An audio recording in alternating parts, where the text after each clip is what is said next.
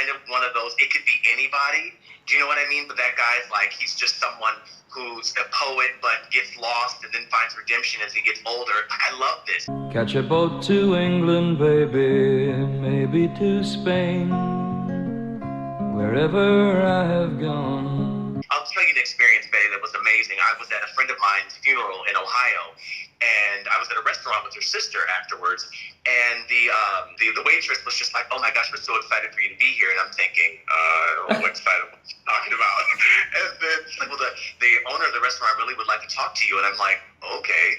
So he comes over to the table and he goes, I just want to let you know that your role has moved me so much on This Is Us. I was a heroin addict, and my family was not speaking to me. And they said, hey, I've been watching this guy, William, on This Is Us. Don't know if you've been watching it, but we feel like being a heroin addict also has humanity, so we'd like to try to have a relationship with you. Okay. Like, I mean, this is what we live for as actors, to be able to, you know, that's serious. Like, okay, yes, you cried, you know what I mean, which is awesome, but to actually possibly put lives back together and families back together, it's very overwhelming. And you're such a responsibility as an actor, and especially on this show, because you're given such weight. And there's people that are watching this that are like, yeah, that's me, or I know somebody who's like that. So it's such a grave responsibility. It has nothing to do with you. It's just like channeling these different people, which, you know, it's amazing. Your mom's on the phone. Hi, Mama. Okay. Oh, you know this is the Memphis episode. Yeah. You know that. Okay. Oh my gosh. It was, well, first should I tell you this today? Let me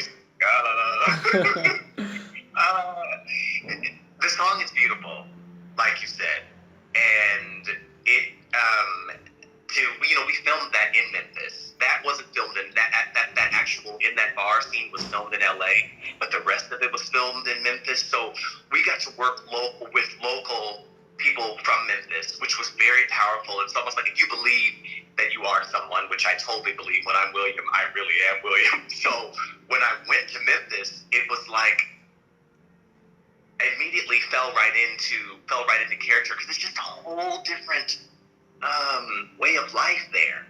I've been writing and I think it might be good. Come on. Let's see it. It was very easy to connect with the gentleman who played my cousin, because he was just as equally involved.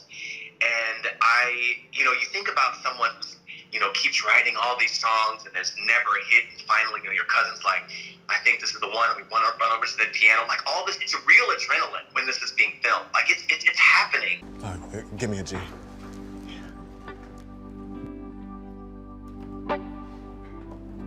Those first notes, as, I'm not really playing them, but as he's engaging and I'm engaging, and then the band who's actually playing, like, it all just, it's easy for it all to become real, and you lose yourself. You really do lose yourself. If you are the kind of person that can live in this sort of fantastical world, which is fairly easy for me, it's such a beautiful song. So those emotions are real, channeled through William. Everything's gonna be all right. You're not really playing anybody. You are becoming them. Like, I lose Jermel for that moment. I can't tell you the times where we've rapped, you go back to your trailer and I'm still bawling, because you're just so connected, and until you make that switch back to your life, when you become so involved. And that's the way I always felt. I am more disappointed.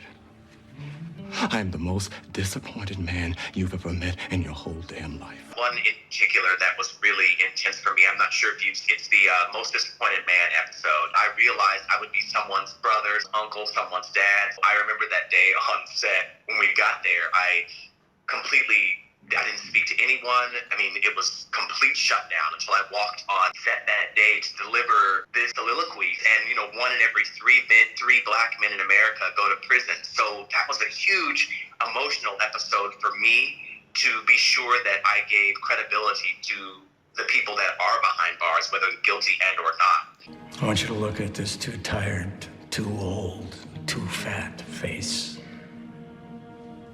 Lock it in your brain. You can't don't want to go that deep and come out of it and go back in it. You just stay in that space, which is something that I've always done, which I think is probably one of my biggest gifts as an actor.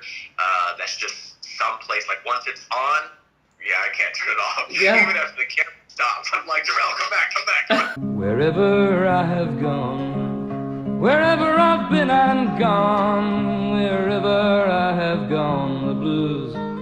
Do you know what's going to happen with every episode, or you just play the William in the past and that's it?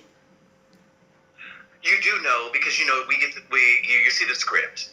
You know what I mean? So you have some idea, but sometimes there is a little bit of shock in how it's put together. Yeah. But you know pretty much the steps, but how beautifully interwoven it can be, because like you said on the bus, it's 1972 to 1979, and you see me from every, from happy to meeting the girl to, the drug addiction, to both of us on drugs, to then me with the baby alone. Like it's a movie. It's very cinematic within itself, with not one word. So that's pretty powerful. Do you have any scenes that we didn't see yet? I can tell you that.